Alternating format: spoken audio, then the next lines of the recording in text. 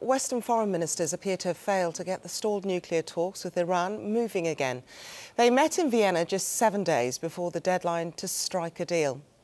It's aimed at killing off, once and for all, the worries that Iran might be developing nuclear weapons. Well, I'm joined by Arash Aramesh, the National Security Analyst at California's Stanford University. Morning to you, or rather evening, Arash. Was failure expected, do you think?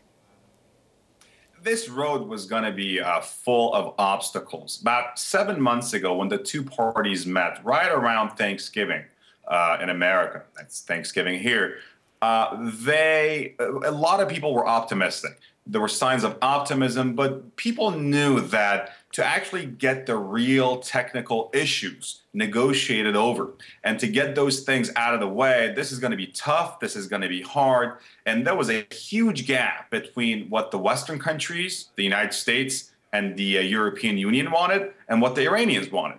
Iran has always been adamant on the fact that they have the right to enrich based on based on NPT, the Non-Proliferation Treaty. The United States has always been very adamant that the Iranians have to reduce enrichment, stop it at this point, and also get rid of all these centrifuges that they've already produced. That's a big problem right now. Right now, from reports that we've gotten, is that the Iranians want to continue enrichment, continue to add to their centrifuges, while the Americans are saying, no, not only you can't keep what you got right now, you also have to reduce your stockpile to a much lower level. That is unacceptable for hardliners, chief amongst them, the supreme leader, Ayatollah Khamenei, in Tehran. Arash, how do you think, taking into consideration everything that's happening at the moment, particularly in the Middle East, how do you think Iran regards the US? Do you think it's in a more weakened position?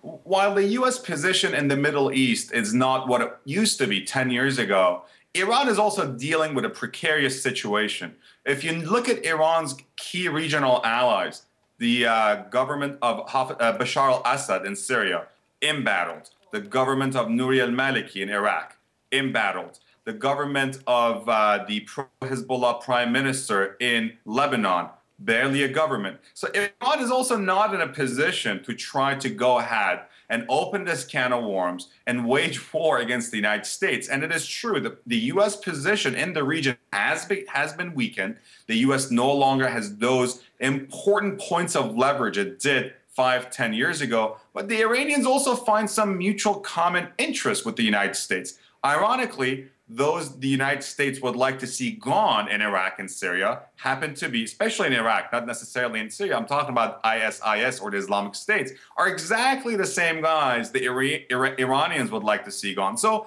there are some mutual interests. At the same time, remember, the sanctions in the past 4 years really broke the back of the Iranian economy. One of the most important reasons the Iranians came back to the negotiating table was the fact that their economy could no longer go further because of global, international, American, and European-led sanctions. So do they want to play this game all over again? That's up to Ayatollah Khamenei and his hardliner generals in the IRGC to decide.